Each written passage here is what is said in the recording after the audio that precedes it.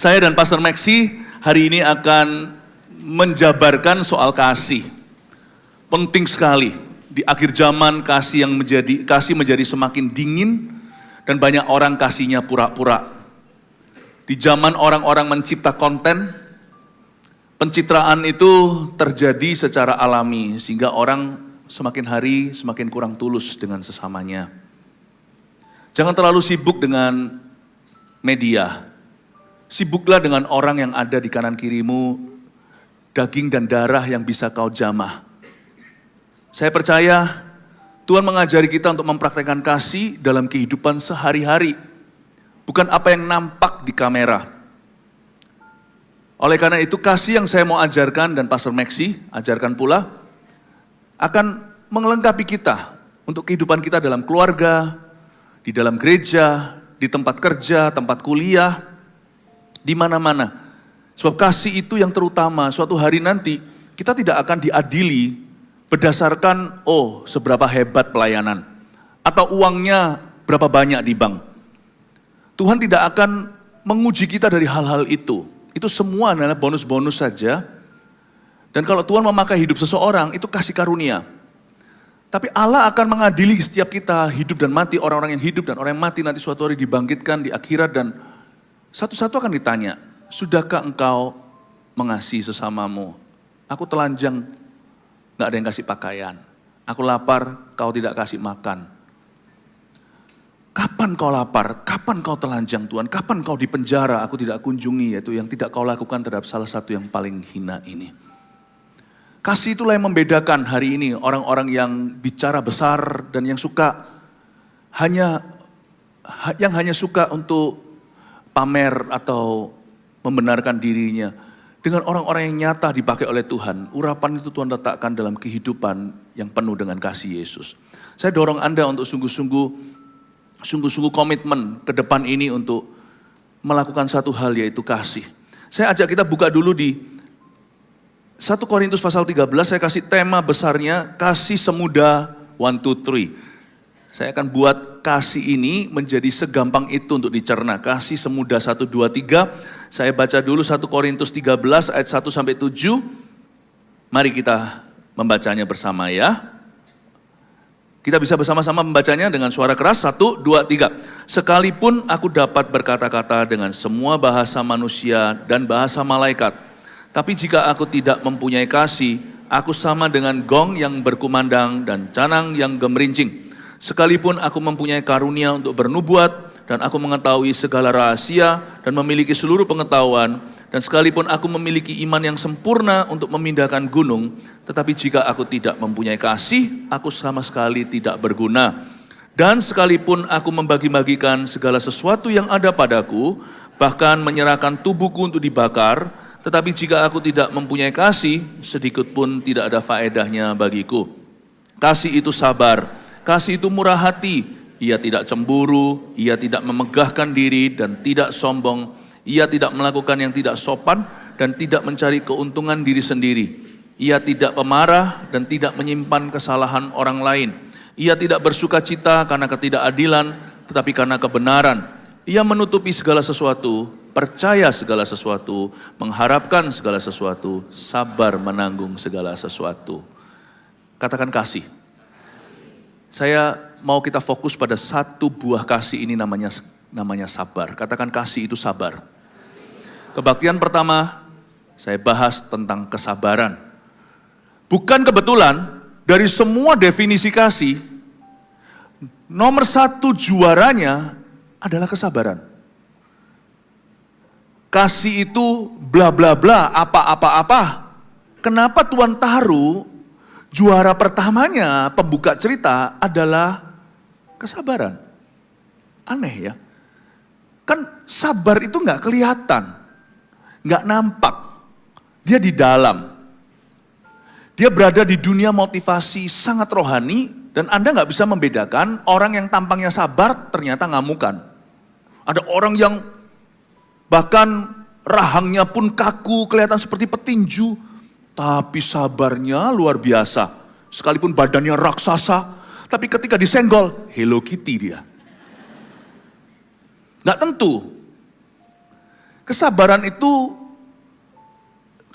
sesuatu yang tersembunyi. Tapi kenapa Tuhan jadikan sebagai definisi pertama untuk kasih? Padahal ada hal-hal lain yang lebih besar, hal-hal lain yang lebih nyata. Misalnya kasih itu memberi. Wah, kan luar biasa. Sebelum yang lain-lainnya disebutkan, kasih itu berkorban. Wah, kan dahsyat. Kenapa kasih itu sabar? Karena kalau kita jebol di langkah ke-1, buyar sisanya. Orang gak sabar, udah jangan ngomong soal kasih, ujungnya semuanya bohong. Sabar atau kesabaran itu bukan yang terbesar.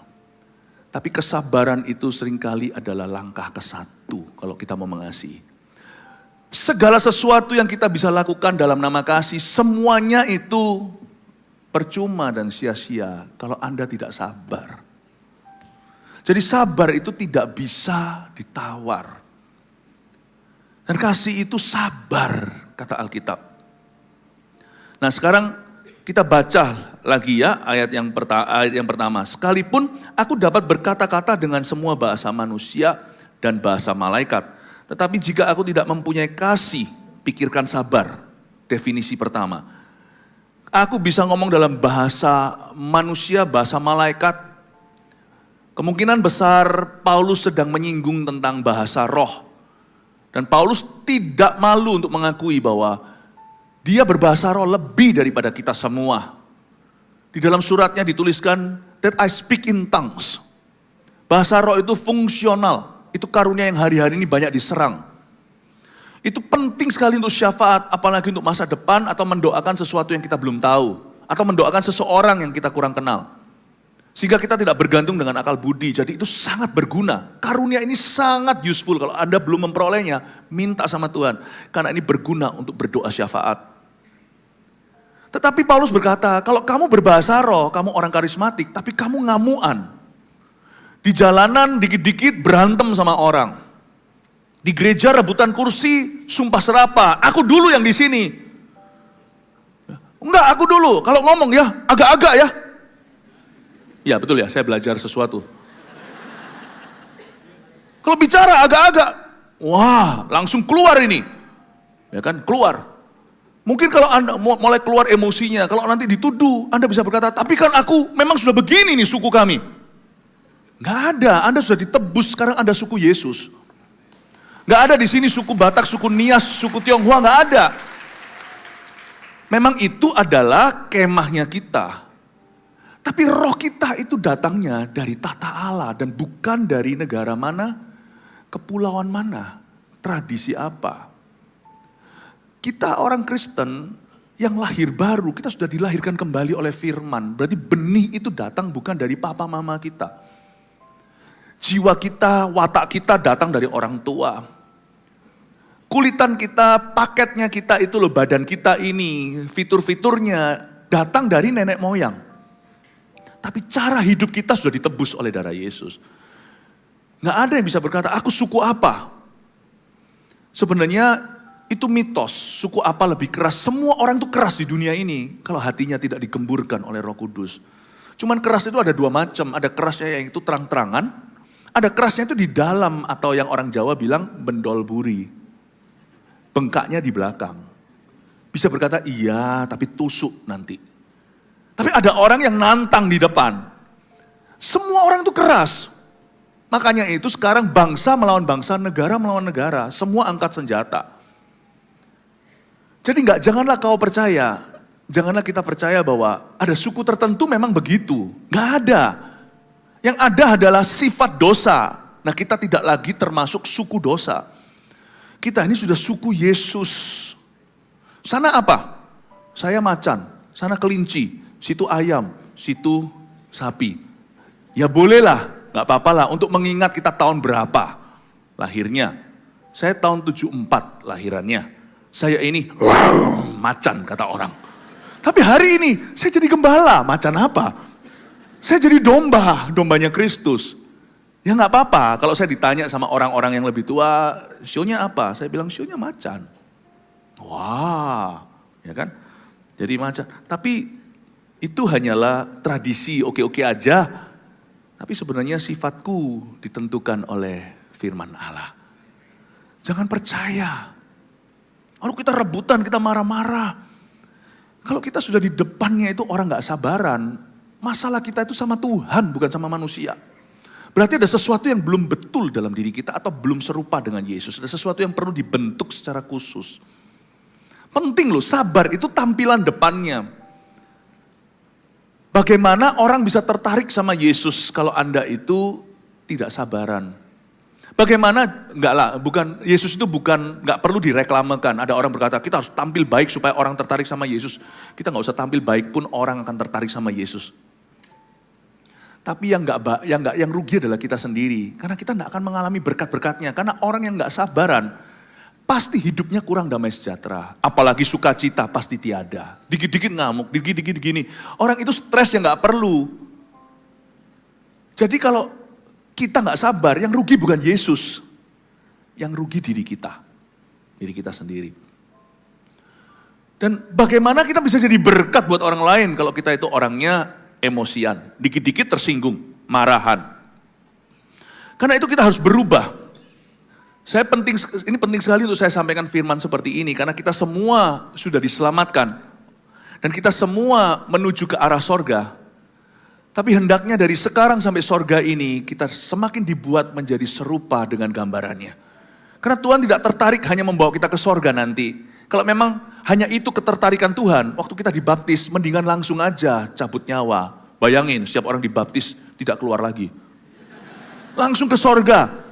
Jasa pengiriman langsung ke sorga tanpa transit. Kalau kita masih diizinkan di dunia, saya percaya Tuhan masih mengerjakan sesuatu yang kekal dalam diri kita. Dan salah satu butir kekal yang Tuhan mau lakukan dalam diri kita adalah kesabaran.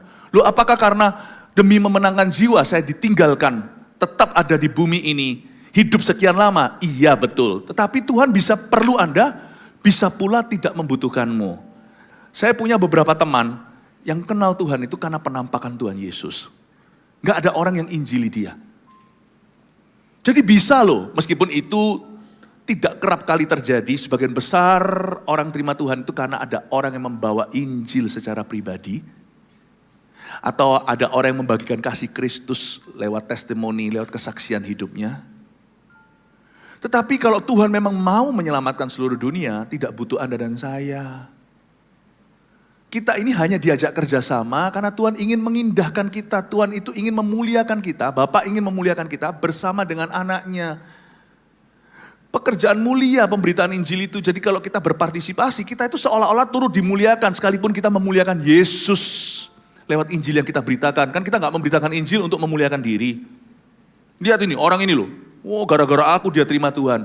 Kalau Anda ngomong begitu, itu adalah orang pertama dan orang terakhir yang akan Anda bawa kepada Tuhan Yesus. Saya gak pernah sok-sokan ini saya bawa, itu saya bawa, gak pernah. Pernah gak saya tunjuk salah satu gembala, ini orang terima baptisan Roh Kudus karena pelayanan saya. Ini orang diselamatkan, dulu dia hanyalah mahasiswa.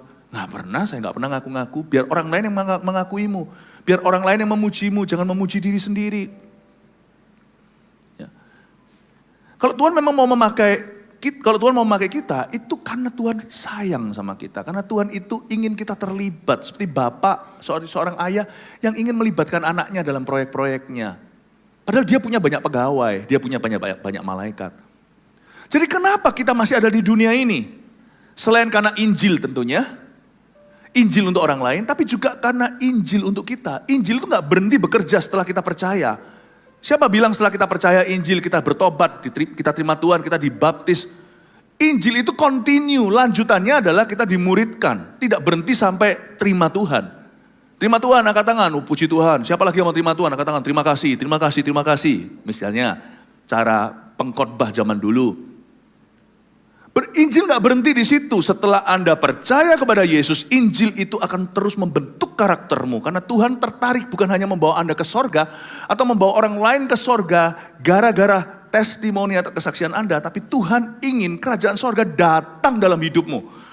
Dan bentuk wujud kerajaan Allah datang itu bukan melulu kuasa, tetapi salah satu kuasa yang terjadi adalah kuasa perubahan hidup. Jadi orang yang dulu itu berang dan ngamuan, dikit-dikit tersinggungan, dia berubah menjadi orang yang sabar, Tuhan dimuliakan. Tuhan tidak hanya dimuliakan ketika seribu orang terima Yesus. Tuhan tidak hanya dimuliakan ketika terjadi kelepasan dan kesembuhan. Orang lumpuh berjalan. Tuhan juga dimuliakan ketika orang ini yang notabene tetangganya semua tahu orang itu sifatnya seperti apa. Dia itu harimau atau macan. Sekarang kok bisa begini? Itu Tuhan dimuliakan pula. Bukankah Yesus berkata, supaya dunia tahu bahwa kamu muridku dan bahwa Bapa mengutus aku, berbuahlah lebat. Yesus pokok dan kita carangnya. Bagaimana orang bisa melihat? Orang melihatnya ketika menyaksikan perubahan nyata. Ayah saya terima Yesus dari tradisi nenek moyang. Kami satu keluarga itu dulu penyembah berhala. Tapi saya dulu yang terima Tuhan, baru papaku. Papa saya itu mulai tertarik, mulai memikirkan Yesus siapa. Ketika melihat bahwa anaknya yang jago berkelahi dulu, yaitu saya ngomong gini gak bangga tapi malu. Ketika suatu hari kami ada di restoran, kan dibutuhkan kejadian nyata untuk bisa membuktikan. Biasanya papa saya itu harus rem-rem saya. Karena saya itu dulu orangnya suka sekali dikit-dikit marah. Saya gak peduli, pokoknya orang di Surabaya bilang tipe gini itu senggol bacok. Saya masih senggol, saya berani untuk main tangan. Zaman dulu terjadi perkelahian di sekolah-sekolah juga hanya karena pandang-pandangan, bayangin. Saya SMP 1 berkelahi sama kakak-kakak SMP 3. Hanya karena dia lihat saya lebih dari 3 detik. Saya berkata, apa lihat-lihat? Lihat itu yang agak-agak lu ya. Langsung perkelahian terjadi, cukup seru tuh, cukup serius.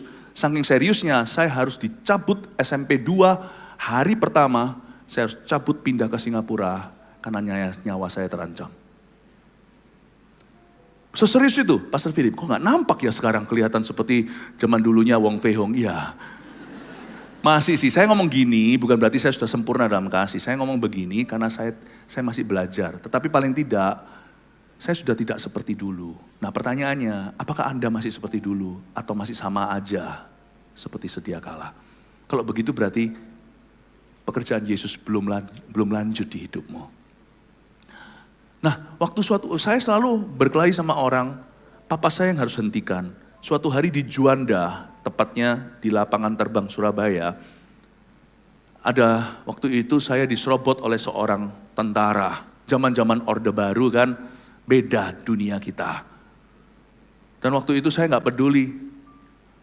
Saya tantang tentara itu di tempat, di Juanda. Papa saya itu langsung menengahi, kalau enggak saya pasti mati. Ya, saya pasti mati, saya bentak itu tentara, saya bentak. Wah, zaman itu loh, zaman sekarang kan beda demokrasinya. Zaman dulu, papa saya menengahi dan harus tunduk-tunduk seperti ini dan kata maafkan anakku, aku kurang bisa mendidiknya. Itu tentara sudah pitam, saya sama-sama pitamnya. Marah dua-dua sudah jadi merah naga. Tapi akhirnya papa saya menengahi. Papa saya berkata, kamu itu gila. Siapa kau tantang? Saya bilang, pokoknya kalau saya nggak salah Pak, saya nggak peduli dia siapa. Wah, papa saya, kamu harus peduli dia siapa. Orang tua kan lebih pintar daripada anak muda. Dan suatu hari di sebuah restoran, itu yang namanya kembali kali ini, papa saya itu orang yang paling sabar yang saya pernah kenal waktu saya tumbuh dewasa. Makanya saya malu, injili orang non-Kristen yang baik itu lebih susah daripada injili orang berdosa.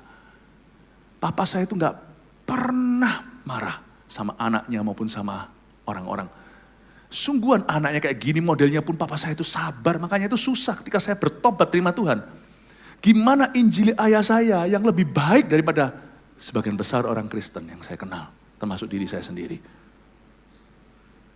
Dan suatu hari di sebuah restoran Tuhan izinkan sebuah kejadian. Entah gimana pokoknya yang namanya waiternya itu, pelayannya itu kasar banget. Lagi rame nih. Dan papa saya kepancing, gak pernah loh. Saya rasa diizinkan sama Tuhan. Papa saya langsung marah. Sini. Marah dia. Papa saya marah, saya pegang tangan papa saya. Itu saya setelah bertobat. Papa saya tahu. Saya mulai sekolah jadi hamba Tuhan. Papa saya tahu. Saya pegang tangan papa saya berkata, apa-apa, sabar. Papa saya itu langsung lupa waiter itu. Lihat matanya itu langsung melotot ke saya dan lihat mama saya. Lihat saya, lihat mama saya. Lihat. Nantinya mama cerita, papa tahu gak pulang bilang, ini anak siapa? Sejak hari itu, waktu saya kembali ke Vancouver, Kanada untuk sekolah, papa saya kunjungi. Waktu saya pimpin pujian, papa bilang sama mama, aku mau kunjungi gereja. Hah? Aku mau lihat anakku mimpin pujian. Anda tepuk tangan, saya mau ngompol di tempat. Itu takut groginya, bukan lagi grogi mimpin pujian, saya masih belum bisa. Itu masih awal-awal saya dipercaya. Lalu tiba-tiba sekarang ayahku ada di situ. Jadi selama puji-pujian, papa saya ada di situ. Saya selalu mimpinnya ke sini. Mari kita angkat tangan jemaat. Merem terus. Ayo haleluya. Soraklah haleluya. Merem terus sampai sungguhan. Ini kejadian beneran, saya nggak besar-besarkan. Saya sudah berubah arah. Waktu saya mulai, kok saya ke sini mimpinnya.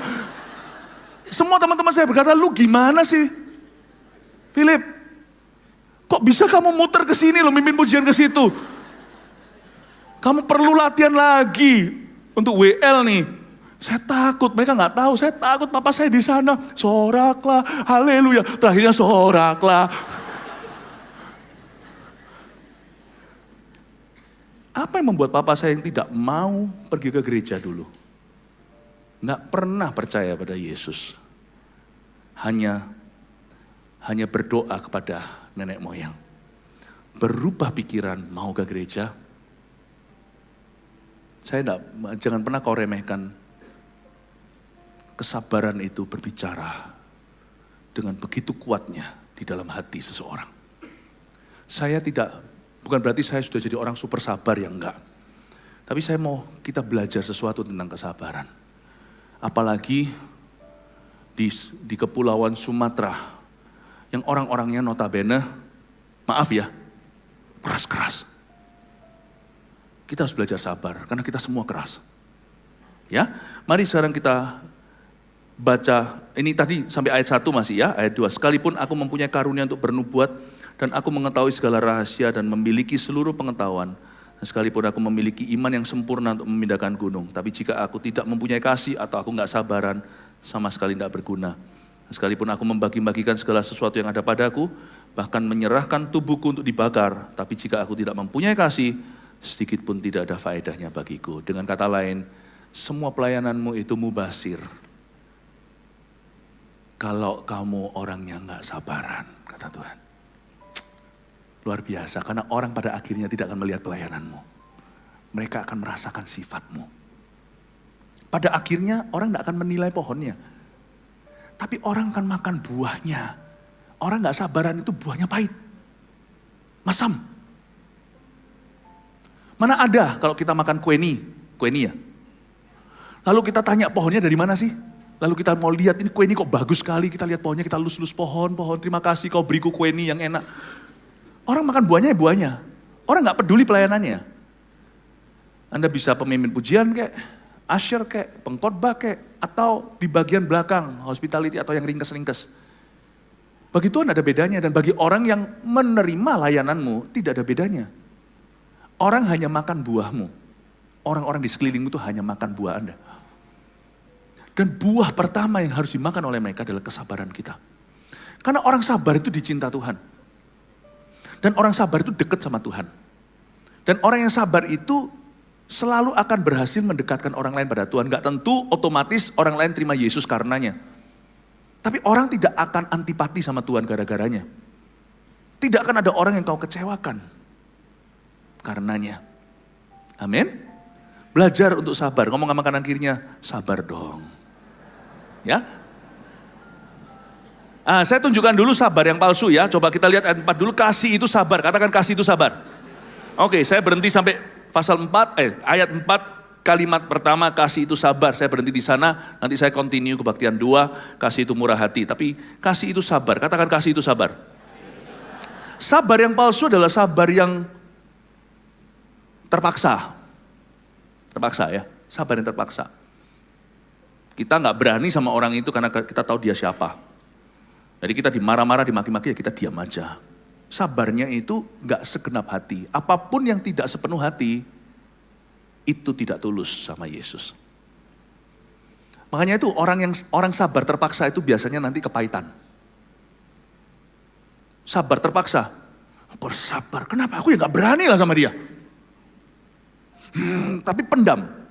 Kalau Anda tidak bisa channelkan atau salurkan keluar, atau tidak bisa serahkan amarahmu pada Tuhan, nanti dia jadi penyakit di dalam dirimu. Karena kita pendam kan. Jadi dendam kan. Jadi kepahitan kan. Saya tunjukkan orang yang sabar namun pura-pura adalah ketika akhirnya orang yang menyakiti dia dan dia gak bisa apa-apa, celaka. Dia orang pertama yang berkata, nah tahu rasa hukum tuai. Ketika orang itu kenapa, kita langsung berkata, itu memang orang jahat. Berarti sabar Anda itu tidak sungguh-sungguh. Ada pula seorang suami, mau ke gereja atau mau kemanapun, istri itu selalu lama make up-nya. Karena laki-laki tinggal sisir saja. Perempuan harus melukis dulu. Lama ini mama ini, lama ini. Ya. Ada cara lain selain marah sih. Ada cara lain. Orang sabar itu bisa mikirkan cara yang berbeda untuk bisa mencapai tujuannya. Memang orang sabar itu lama-lama dia akan merangsang otak kita jadi pintar. Lihat ya, orang sabar itu punya strategi. Tapi orang yang tumpul adalah orang yang emosi. Karena dia sudah tidak bisa melihat kanan kiri. Spionnya mati. Sebenarnya kalau kita melatih anak kita sabar, sebenarnya tanpa kita sadari kita sedang melatih dia untuk pintar. Tahukah Anda buah roh ini merangsang sesuatu di dalam diri kita? Itulah sebabnya orang yang sabar itu selalu bisa duduk dan berkata, pasti ada jalan. Daripada kita bentak-bentak, kita bisa pakai cara yang persuasif. Tapi misalnya Anda menunggu seseorang, dia nggak datang-datang. Lalu ketika Anda diuji kesabarannya, tapi Anda mengeluh. Setelah orang itu tiba, semua orang memuji Anda, sabar ya, terima kasih Anda sudah sabar menunggu. Wah, kita terima aja glorinya, padahal kita nggak layak menerima. Oh iya, nggak apa-apa. Nggak apa-apa. Padahal selama dia belum datang, kita sudah kutuki dia. Ini orang, ya, ini orang kok tidak tanggung. Sekalian aja nggak usah datang. Mungkin kita sama suami dengan istri menunggu seseorang datang, kita marah-marah. Lalu habis itu kita kutuki dia. Berkata ini orang ya, lain kali nggak usah lah ketemu sama orang ini lagi lah. Tapi waktu orang yang datang, dia memuji kesabaran Anda terima. Kenapa Anda nggak ngaku? Enggak, sorry Pak, saya nggak sabar. Selama tadi Bapak belum datang sini, saya kutuki Anda. Ngomonglah yang jujur. Manusia itu pintar sekali terima glory. Ya kan? Waduh, mungkin suaminya dipuji di gereja. Wah, Bapak ini sangat sabar sekali istrinya. Anda mau tahu Bapak itu sabar gak? Tanya nyonyanya. Jangan tanya dia, semua orang itu terima glory dengan mudah. Wah sabar loh dia ini sama keluarganya. Tapi di rumah mereka yang paling tahu. Sabar nunggu sih nunggu tapi sambil bentak-bentak. Ngapain di sana? Ketiduran ya? Ayo turun sekarang kita pergi dan sebagainya. Bapak ibu saudara, sabar itu menunggu tanpa mengeluh. Kalau Anda mengeluh sudah nggak sabar. Sudah nggak sabar. Saya ngomong gini bukan berarti menghalalkan orang-orang yang suka telat datang. Saya dan istri saya paling anti. Kalau janjian sama orang terlambat datang, itu sama dengan saya tidak menghargai waktu orang lain. Seolah-olah waktumu setengah jam itu tidak ada artinya buat aku. No. Kalau saya janji sama orang jam 7, ya, misalnya kalau kita pergi janjian sesuatu, saya mesti datangnya sama istri saya selalu minimal tepat waktu, kalau tidak jauh lebih early. Istri saya apalagi, kalau kita janjian jam 4, dia jam 1 sudah panik. Ayo semua mandi ya, siap-siap segalanya. Padahal masih jam 4. Istri saya begitu. Karena bagi kami, mendingan kami yang dirugikan waktu daripada kami merugikan orang lain. Orang yang datang tepat waktu itu seperti memberitahu, waktumu itu berharga. Aku enggak tahu kamu siapa, saya enggak tahu Anda kerja apa, atau saya tahu kerja apa. Tapi saya enggak tahu bagaimana Anda mengelola waktu. Yang pasti waktumu untuk aku setengah jam itu, kalau dimulai dari jam 7 berarti sampai setengah 8, saya tidak akan buang 1 menit pun karena itu waktumu bisa berharga untuk anakmu. Waktu Anda itu minimal ya, seperti orang dunia katakan time is money, Anda bisa mencari nafkah. Anda kasih setengah jam itu ke saya pasti gunakan dengan sebaik-baiknya. Tapi orang yang datangnya itu telat-telat, jangankan kepada Tuhan, kepada manusia aja, orang yang datangnya terlambat, itu sendiri sudah gak perlu banyak bicara lah, itu sudah bicara tentang nilai orang itu, sudah bicara tentang karakternya. Apalagi sama Tuhan. Tuhan mau hadir, Tuhan gak hanya di gereja, saya tahu. Dan kalau kita datang awal, itu bukan karena gak ada kursi. Kalau kita datang ke gereja, gak apa-apa. Kursinya banyak, ini regular service atau ini kebaktian biasa, gak ada pembicara, gak ada siapa. Lalu kita tahu bahwa nanti pasti ada kursi. Kalau sampai waktumu itu tergantung ada kursi atau tidak, cara Anda mengelola waktu, berarti ada something wrong with you. Ada sesuatu yang salah dengan dirimu. Saya datang ke gereja. Tadi aja saya datang ke sini, masuk sini karena saya sudah anggap terlambat. Kenapa? Karena tadi sudah masuk ke video. Saya lebih suka sama istri saya kalau masuk itu pas masih greeter sebelum greeter, supaya saya bisa tenang dulu. Bagi saya bukan masalah kursi atau enggak, karena bagi saya gembala sidang di gereja kita, saya selalu ada kursi. Tapi saya datang early bukan karena kursi ada atau enggak. Jangan punya budaya telat. Baik itu sama manusia maupun sama Tuhan. Jangan budaya telat. Ya. Janganlah Anda dan saya mencobai kesabaran orang. Jangan, ya.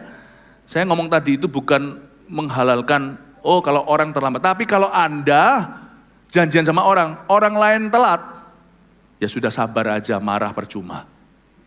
Amin. Ya. Jadi itu yang harus kita lakukan. Kasih itu sabar. Saya ingin Anda untuk melihat dulu, ada 3 poin yang saya ingin Anda bawa pulang nanti. Pertama-tama, kasih itu sabar. Yang ke-1, sabar terhadap yang menyebalkan. Catat itu. Kalau Anda sabar dengan orang yang menyenangkan, orang gak sabaran juga bisa lakukan. Sabar itu adalah terhadap yang menyebalkan. Jadi, jikalau Anda seorang usher, ada jemaat teladan datang on time lagi, apalagi lebih awal, dan manis sikapnya. Wow, puji Tuhan. Tapi itu tidak bisa membuktikan kalau Anda usher teladan. Saya harap tidak terjadi sih. Tapi jikalau masuk jiwa baru, tapi juga ada jiwa lama yang belum diperbaharui hatinya, masuk ke dalam ruang gereja, lalu kurang menyenangkan. Bentak-bentak ushernya. Usher kok begini, begitu. Karena tidak semua orang datang ke gereja itu dengan hati melayani. Nggak seperti Yesus lah, aku datang untuk melayani, bukan untuk dilayani. Banyak orang datang ke gereja, masih punya mentalitas seorang pelanggan atau customer mentality.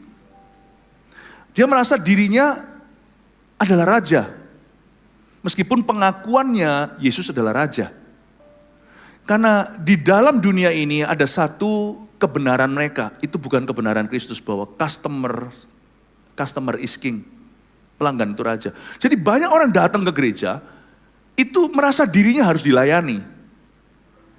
Sebenarnya ada tanggal kadaluarsanya. Mungkin pertama kali kau menginjakkan kaki ke sebuah rumah Tuhan, masih bolehlah. Minggu kedua sudah harus punya mentalitas seorang pelayan. Tapi misalnya kalau datang masuk satu jemaat yang merasa harus dilayani, lalu dia nggak puas dengan sesuatu, lalu bentak Anda, nah disitulah kesabaranmu bisa dibuktikan. Saya dorong Anda, misalnya saya sebut cuma satu jenis pelayanan, tapi semua pelayanan sama saja. Semua pelayanan pasti diuji kesabaran. Usher, saya pilih satu ya sebagai ilustrasi. Usher, sabarlah dengan jemaat. Karena mereka adalah milik Tuhan. Di kitab Imamat dikatakan bahwa umat Tuhan itu kudus baginya. Baik mereka yang sudah diperbaharui sifatnya maupun mereka yang masih bersifat lama, jiwa baru atau jiwa lama, sabarlah pada mereka. Karena waktu kita melayani Tuhan, kita tidak boleh melayani seperti gong yang gemerincing, gong yang nyaring. Kita harus melayani itu dengan penuh hati. Melayani itu harus dengan kasih. Sebab apapun yang kita layani, apapun pelayanan kita, semua itu sia-sia jikalau kita tidak punya kasih. Saya kasih definisi kasih, yang pertama itu sabar. Jadi juga sia-sia kalau kita nggak sabar. Usher yang sabar sama jemaat. Karena mungkin Anda adalah seorang bos di dunia kerja. Tapi waktu Anda melayani di rumah Tuhan, Anda hanya anak dan pelayan. Jadi yang sabar sama jemaat. Kalau sama jemaat yang nice, yang manis, sabar itu mudah. Tapi kalau sama orang yang datang dengan sikap hati yang salah, disitulah pelayanan Anda menjadi korban bagi Allah. Pelayanan itu korban seperti bangsa Israel zaman perjanjian lama itu menyembelih hewan, memberikan korban persembahan. Korban persembahan kita itu yaitu ketika melayani orang yang tidak gampang untuk kita layani. Sabar itu terhadap yang menyebalkan. Saya tidak berkata bahwa ada jemaat yang menyebalkan loh ya, tapi di dunia ini ada orang yang menyebalkan. Tapi sebaliknya, saya bicara sama jemaat, please be nice to the ushers. Ini gak pernah kita bicarakan, selalu pelayanan itu kita korbankan. Tapi sebagai gembala sidang, yang menggembalakan semua rata, baik pelayan Tuhan maupun orang-orang yang jemaat yang baru simpatisan, saya hendak mengatakan bahwa jemaat yang dilayani juga mesti sabar dengan pelayan Tuhan. Karena mereka juga manusia. Jangan lupa loh, asyir-asyir kita itu juga adalah jemaat. Saya senang sekali pada waktu suatu hari check-in, ini di luar negeri, lalu maskapai penerbangan itu memberikan servis sebaik-baiknya dalam dunia layanan. Jadi pasti itu sudah dilatih, pasti sudah ada SOP atau standard of procedure-nya, pasti sudah ada standar perusahaan. Bagaimana memberi pelayanan yang terbaik. Tapi maskapai itu juga memperhatikan kesejahteraan daripada orang-orang yang stafnya, staf karyawan. Maka ditulis di sana, tolong perlakukan staf kami with dignity. Dengan baik, dengan sopan. Bantu kami bisa melayani Anda lebih baik. Luar biasa loh. Saya tuh baca itu saya berkata bagus ini. Dia pasti meniru firman ini. Jadi dua-dua harus sabar. Sabar itu dua sisi. Mari kita berlomba. Jangan lomba siapa lebih hebat. Mulai hari ini berlombalah siapa bisa jadi lebih sabar. Suami istri, mulai hari ini saya beri Anda PR sebagai gembala Anda. Belajarlah lebih sabar satu dengan yang lainnya. Kalau Anda mau berlomba, berlombalah siapa lebih sabar di kemudian hari. Amin. Saya minta juga kepada jemaat, perlakukan semua pelayan Tuhan ini dengan baik. Coba lihat orang yang duduk di kamera itu. Ya, gara-gara dia wajah saya kelihatan sampai ke semua gereja lokal. Tahu nggak? Itu bukan full timer ya. Itu volunteer sukarelawan. Saya belum tanya aja terlalu jauh pekerjaanmu apa. Itu ya benar itu, dia nggak berani bergerak. Kalau dia gerak, kameranya gerak. Coba kita lihat itu yang di tengah itu. Tahu nggak itu? Itu anak orang loh. Saya nggak lihat dia, itu cowok atau cewek dari sini nggak kelihatan kepalanya kembali. Oh cowok. Itu udah menikah atau bukan? Mungkin ada anak kecil yang panggil dia papa loh. Jangan dibentak. Itu anak orang. Jangan kita menuntut lebih. Kalau mereka kurang, beritahu kami, selalu ada feedback. Jangan ke sosial media. Ngapain pakai cara begituan? Beritahu itu ada jalannya di gereja itu. Kalau kita gitu-gitu kan lama-lama kita jadi punya sifat penyakitan. Beritahu kami kurangnya di mana. Tetapi ingat loh ya, nggak tentu orang yang dilayani sumbangsi lebih dari orang ini. Hari ini minggu ini 6 kali kita ibadah. Nggak tahu dia kalau 6 kali duduk di situ terus ya, kasihan deh lu. Jangan sampai ibadah keempat dia pingsan. Dia yang berkorban, kasih waktunya. Mungkin ada tim A, tim B. Mungkin seharian ini ada 2-3 kameramen. Kita harus hargai mereka. Mereka juga jemaat. Cuman bedanya dengan kita yang duduk, mereka memberi lebih pada Tuhan. Tapi kenapa kita tuntut mereka? Ya haruslah ya sebagai pelayan Tuhan. Tetapi sebelum kau menuntut orang lain, pikirkan dulu. Jangan coba ambil selumbar di mata orang, balok di mata sendiri aja belum dikeluarkan. Jangan sampai kita tuntut orang lain. Karena di dalam rumah Tuhan tidak ada customer mentality, tidak ada pelanggan. Semua Anda itu dituntut sama Tuhan untuk menjadi pelayan. Semua Anda dituntut menjadi murid. Semua kita dituntut untuk menyembah Tuhan dalam roh dan kebenaran. Amin Bapak Ibu Saudara. Sabar itu dua sisi. Yang melayani jemaat, please sabar ya. Dan jemaat, tolong sabar ya. Saya kadang-kadang melihat, pernah sekali saya itu kamuflase. Masuk di antara usher. Pas lagi nak khotbah, sekali-kali waktu di rooftop church di Surabaya Barat. Waktu itu saya melihat ada tipe-tipe jemaat begini, waktu lewat ya. Ada yang shalom, oh shalom, shalom. Usher kita itu loh, gak peduli kalau kemarin barusan berkabung, misalnya baru kuburkan orang tuanya. Salah satu daripada usher, tak lama yang lalu salah satu dari singer yang nyanyi dengan sukacita, itu anaknya sudah divonis. Setiap saat bisa mati, tapi di sini tetap melayani dengan sukacita waktu di Surabaya Barat. Saya diberitahu tuh nanti, saya sampai menyesal, aduh tadi kenapa saya tidak hampiri dan saya kuatkan dia. Dia menyanyi di tempat ini, menyanyi, ku dengar welcome home, itu anaknya di rumah. Sudah divonis dokter karena ada kelainan jantung, anak pertamanya sudah meninggal, anak kedua ini dokter berkata setiap saat bisa mati. Ku dengar welcome home, I'm home with you, bersama Yesus sahabatku. Dia tidak menarik perhatian. Kalau semua orang lagi nyanyi lalu dia, kan semua orang jadi kasihan, kenapa, kamu kenapa? Lalu konseling di atas mimbar. Dia memberi yang terbaik supaya tidak mencuri kemuliaan. Tapi dia punya pergumulan, persis seperti kita, cuman dia tidak dilayani hari itu, dia melayani. Wow, saya terharu banget, terharu. Itu saya melihat itu. Tolong sabar karena ini orang yang real. Orang yang real. Saya menghargai semua, mari kita belajar untuk saling sabar. Satu dengan yang lainnya. Dan jikalau kita mempraktekkan ini, Tuhan akan semakin dimuliakan dalam kehidupan kita. Kedua, sabar terhadap yang membosankan. Ini bukan orang ya. Bukan hanya sabar terhadap yang menyebalkan, tapi yang membosankan. Katakan sabar terhadap yang membosankan. Kesabaran itu dilatih dalam hal-hal yang sifatnya rutinitas. Ya. Jadi seorang mahasiswa ya harus bersabar dalam pelajarannya. Dan kesabaran itu diuji lewat perkara-perkara sehari-hari. Anda pernah lihat gak? Orang yang sabar sama orang di luar.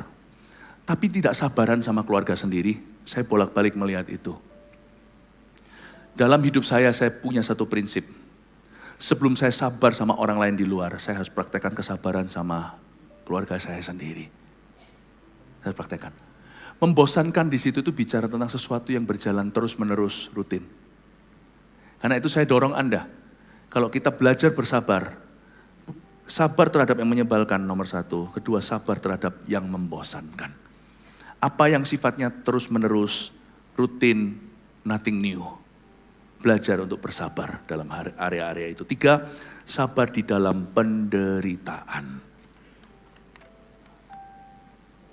Waktu kita menderita, kita harus belajar untuk bersabar.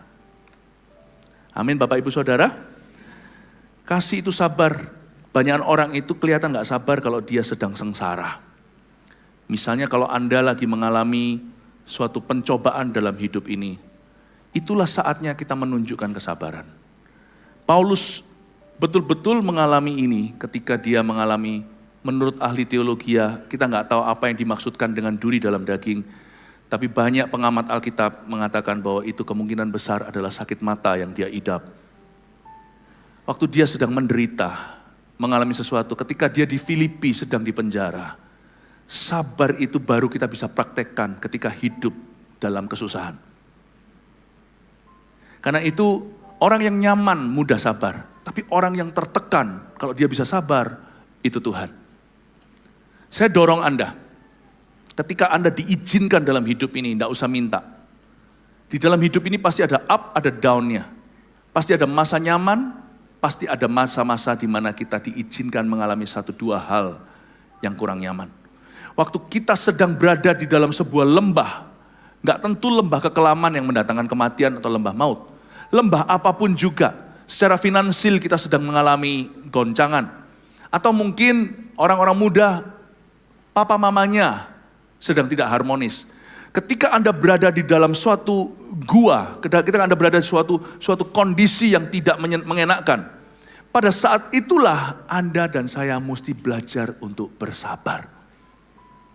Banyak orang ketika dia ditekan, dia quit atau dia lari dari hadirat Tuhan. Tapi kesabaran itu musim yang paling bagus. Saya nggak tahu sekarang di Medan musim durian atau enggak. Tapi musim sabar itu ketika kita sedang sengsara. Itu musim sabar. Ya. Kaki saya bengkak ketika 2015 pergi ke Tokyo. Dijadwalkan KKR, jarang-jarang terjadi, saya mesti pergi. Saya sudah kantongi izin untuk berada di sebelah stasiunnya Shibuya, Shinjuku dan Shibuya di antaranya itu, untuk bisa berceramah, gitulah bahasanya. Sedangkan rekan-rekan saya dari gereja-gereja di Jepang, bisa nyanyi puji-pujian from morning till evening, sampai pukul 6 malam. Mereka bisa start as early as possible, bisa mulai pagi. Ketika orang pergi kerja, nyanyi-nyanyi terus gantian timnya. Saya pergi ke Jepang, saya tidak bisa delegasikan, karena ini terlalu penting. Kaki saya bengkak seperti semangka. Kaki kanan saya, lutut saya. Sedangkan Tuhan tahu, ini adalah keperluan kerajaan sorga, wong saya tidak punya penting apa-apa. Zaman itu belum ada ROSC, belum ada GMS di luar negeri. Jadi murni kami hanya bantu gereja-gereja di Jepang. Orang Jepang. Saya nggak bisa sia-siakan ini. Kapan pula orang Indonesia bisa jadi berkat buat bangsa-bangsa, mementori bangsa lain bagaimana memenangkan negara mereka sendiri. Saya sudah bertahun-tahun di Jepang, dari tahun belasan, 2010, 2011, 12, 13, dan seterusnya itu, ajari mereka bahwa di dalam kebudayaan orang Jepang yang sangat-sangat